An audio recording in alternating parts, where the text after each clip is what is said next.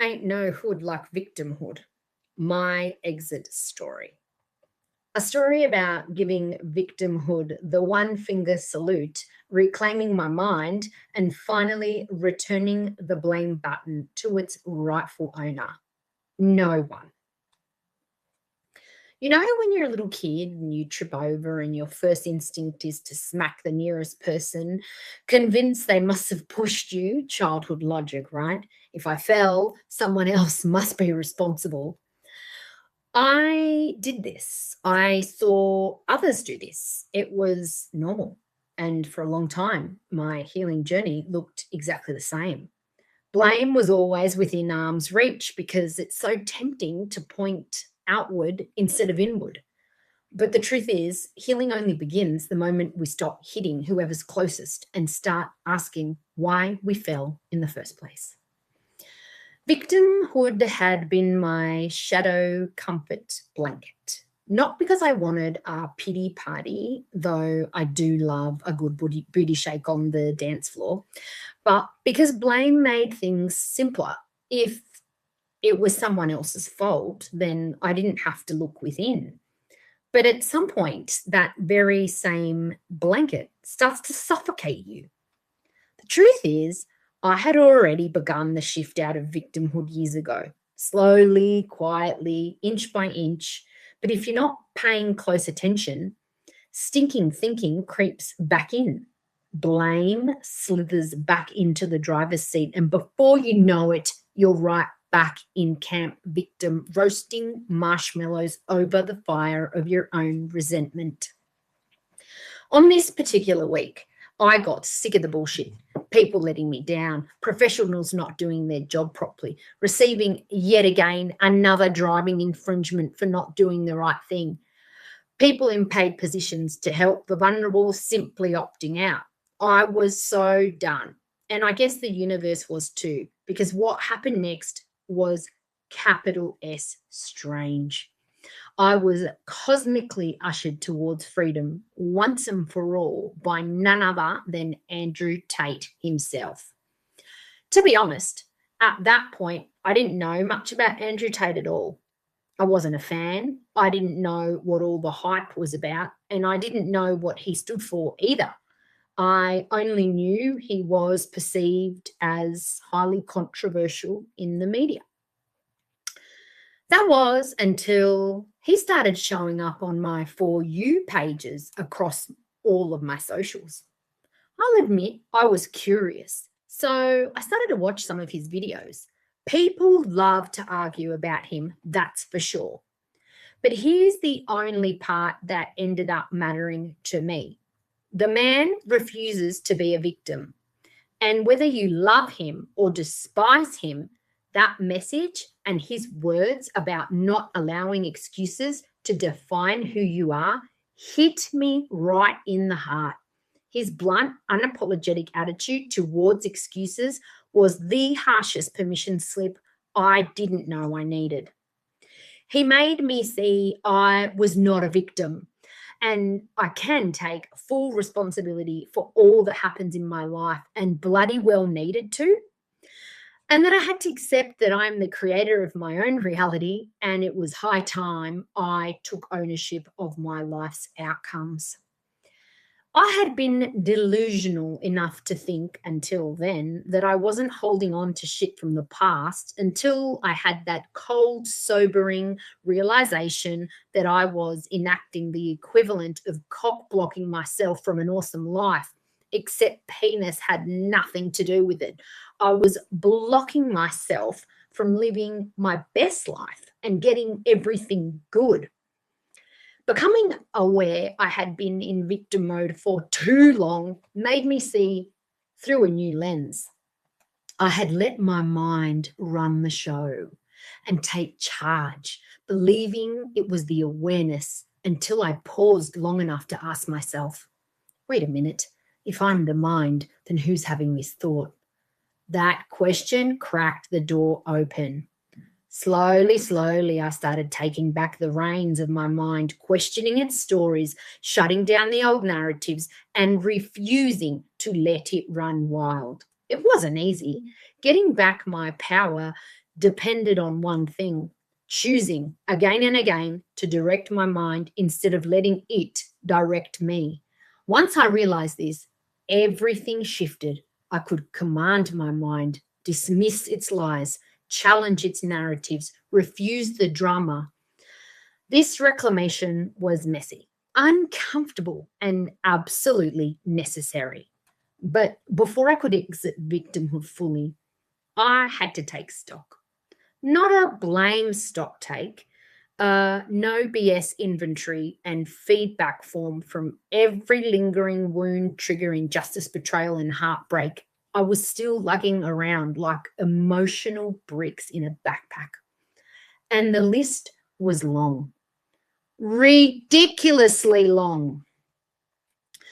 The specialist who misdiagnosed me and kept me on the wrong medication for 15 years. The teachers and the education system who missed every neurodevelopmental sign and blamed everything except ADHD, autism, dyscalculia, and Tourette's, robbing me of a life where I could have been supported through my education, leaving me with an eternal carousel of what ifs. The doctor who violated my trust changed the procedure while I was under general anesthetic and left me botched. The predator who took advantage of a child and stole her innocence before she even knew what the world was capable of. The exes whose poor decisions financially toppled me over and over, forcing me to rebuild from zero more times than I can count. The family members who weren't there when I needed them, or who added stress, judgment, threats, or conditional support that came with strings attached. The ex who bullied me into believing that asking for child support would break up his relationship, making it somehow my fault for what was already his responsibility. The manager who took credit for months of my work while I showed up every day, desperate to be acknowledged by a workplace that never deserved me so many times. The parents of a high school friend that wrongly accused me of starting damaging rumors about their child when I was the only one defending her names in rooms she wasn't in. The medical system that couldn't distinguish between bilingual developmental delays and an actual neurological disorder. The friend who sabotaged my wins and schemed behind closed doors to tear down everything that I had built. The parents who didn't push for the right specialist, leaving me undiagnosed with the condition that has deteriorated my body over time, leaving me with damage I have no way of knowing how to even start repairing. The entire culture that contributed to my wedding being nothing like the one I had hoped and dreamed or paid for. The college classmate that took my idea for a school competition, putting her name on my work, smiling as she claimed the prize in front of the school's standing ovation. The medical board that ignored my verified and proven claims about a negligent, abusive practitioner. The mean girl who called me a man and humiliated me at 13 because my parents gave me a short haircut to avoid detangling frizzy hair. The idiot who locked me in a garage and sexually assaulted me simply because he wanted to. The psychiatrist who medicated me for bipolar because she didn't believe in ADHD, turning me into a zombie for months. The year 6 boy who punched me in the frickin' liver, leaving me bruised and sore for 2 weeks, all because I spoke up and tried to defend myself. Every liar who spoke the language of trust while secretly intending to harm my pure heart. The people that dragged my name through the mud when I was the only one caring, loving, and paying for their blood relatives, cleaning up messes that they themselves should have been doing. Those that stole from me and took advantage of my compassionate heart and wallet, bleeding me dry with no remorse, and when I had nothing more to give, they took my energy and time just to top themselves up. The fitness instructor who conned me straight to my face and tried to come back for more, who now hides from me as well as her own shadow.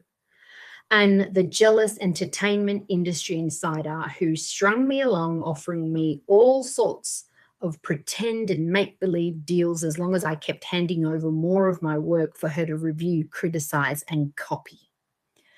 Every single bullet point could have kept me stuck in victimhood forever, and every single reason was valid. Every experience was real. And the only thing I can hold myself to account for here was being too kind, too compassionate, too giving, too forgiving, and not having enough boundaries. I had to gain self awareness by choosing awareness over ignorance. But here's the plot twist: it all still became my responsibility, not to excuse the harm, not to justify the behavior, not to positive think my way out of trauma, but because staying in victimhood would never return what was taken from me. Blame would never heal me. Pointing fingers would never rebuild my life. I wasn't free if I was a prisoner to my mind's command. Victimhood is becoming poisoned by delicious delusion and still asking for another glass of accountability. It can feel like Groundhog Day, a glitching video on repeat. What a bloody nightmare. And it was. I had to drop the sword and walk off the battlefield. There was no war, only my mind fighting itself, because victimhood is nothing more than handing your psychological sovereignty to whoever hurt you last. Accepting that I was far more than the mind, that I wasn't just the operating console of this lifetime, helped me finally let go. I recognized myself as a personified extension of God's greatness, and that truth freed me. It helped me release the victim story that was never mine and reclaim the parts of me that had been abandoned along the way. Taking full ownership of my life's outcomes was hard as hell. I had to face the fractured relationship I had with myself. Showing up and owning my shortcomings wasn't just intense, it depleted my soul, shattered my world for a moment, and left me unsure of which way was up. I had to examine the role I played in my own victimhood and face the heartbreaking truth. On many levels, all the levels, I had to acknowledge my part in the chaos. In so many moments, I had done nothing to stop the carnage unfolding in my life, letting things happen to me instead of directing the path or recognizing they were happening for me. Needing to heal my victim wounds was a cold, wet slap in the face that I didn't ask for and couldn't claim compensation for either. But the pain and suffering I endured while there ended up being the very motivation I needed to get the hell out. And right when I was about to launch into my acceptance speech at the Anti-Victim Awards, I had yet another come to Jesus moment.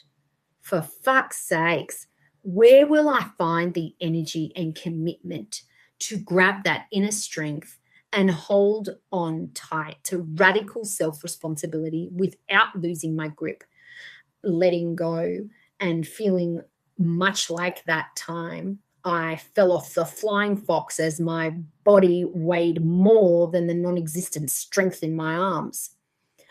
Choosing to be victim sober required me to quit that shit time and time again.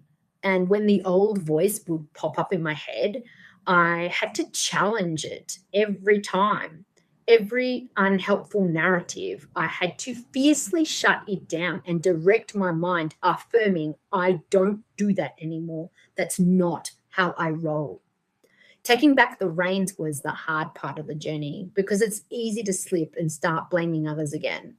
And I did, until I could hear personal sovereignty screaming my name so ferociously, I snapped out of it pretty quick.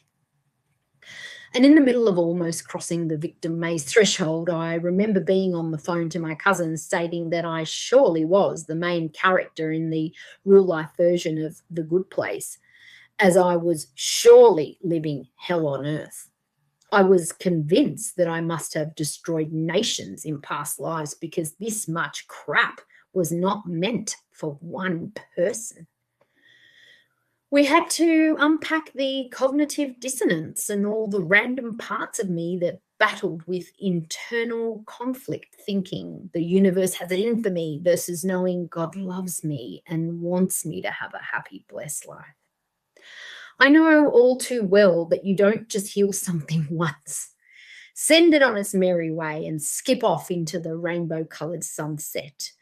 I had to shift the focus from blame to growth and learn to make positive changes. So the universe sent reinforcements my way in the vein of crap, nasty experiences. Take the seatbelt saga. For years, I drove around with it under my arm because I didn't like how it rubbed on my neck. Naturally, the law enforcement cameras eventually clocked it and the fines started rolling in. I ignored them at first, just another fine, until my license got suspended and the fines shot over $1,000. I had no choice but to retrain my brain to put the damn seatbelt on properly. It was hard, but I did it. And yes, I caught myself slipping, and yes, the disappointment was real, but I learned. Then came the bigger tests, external injustices that slapped the victimhood right out of me, like the time the receptionist forgot to send my son's critical medical referral, turning a 1-year wait list into 2, or when the landlord refused to act on illegal activity even after we provided physical evidence and legal referencing. In moments like that, anger crept in, I'm not going to lie. I wanted accountability. I was a burning lava ball of rage, ready to stand as an army of one and take them all on. But that rage, that fire, that was the real trap, as fighting the powers that would be only agitated me and distracted me from my goals and locked me up in a perpetual state of powerlessness. Victimhood is multi-layered and sneaky as hell. I caught myself again, this time spiraling over the dismal state of my country, feeling powerless, angry at politics, mourning the Australia I grew up in, wishing for saviours. That was my second layer of victimhood, projecting my powerlessness outward. I reached for discernment and guided myself to simply give up the fight. All that external fighting was keeping me vibrating at some El Crapo frequency. It was distracting me from my actual life, my own reality. I had forgotten I had a voice and I could use it to command my mind. So I did. By embracing this mindset, I was able to break free from victim mentality, which was only leading me to feelings of powerlessness and stagnation. I had to choose awareness over ignorance, freedom over fear, and sovereignty. I'd assumed I was emotionally mature, but clearly there was still room to grow, and I would need a whole new wardrobe after this. My transformation required that I acknowledge that I was responsible for my thoughts, beliefs, and actions, regardless of external circumstances. It made me step into emotional maturity with action, take full responsibility for every part of my experience, physical, emotional, mental, and spiritual. I had to learn that most things are internal choices and that full responsibility doesn't stop at actions and consequences. It means owning my emotional responses too, and that no one can make me feel anything. Radical responsibility meant dropping blame, shame, and guilt. It meant saying no to fear and letting the ego retire. I had to shut down the poor me and why does this keep happening scripts and shift from who's to blame to what can I learn? How do I grow? What's my responsibility here? But that old narrative still tried to hijack my one-way ticket out of the ratchet hood I no longer lived in. The truth is, the blame game only works for so long. Eventually, you realize that staying in victimhood becomes a choice. The real mind hack is taking back the reins, no matter what life presents in the 3D, over and over, until the mind finally catches up and follows your lead. I spent years trapped in a cycle that I didn't even know I was in. I'm not a victim is now my unshakable truth. But getting here meant repeating that mantra 50 million times until it finally stuck. And honestly, I still need reminders sometimes. When I finally got sick of my own bullshit storyline, I realized victimhood wasn't serving me at all. It was off script, unaligned, and nowhere near the life I actually wanted. And guess what? No troops were ever coming in to save me. Now I see every repeated event as a mirror, a gym rep for my I'm not a victim muscle. And here's the truth. You need a certain amount of I don't give a shit what anyone thinks to walk the hell out of victimhood. It is a hard mindset to adopt. Yep. And who cares? I did it anyway. Turns out I can do hard things.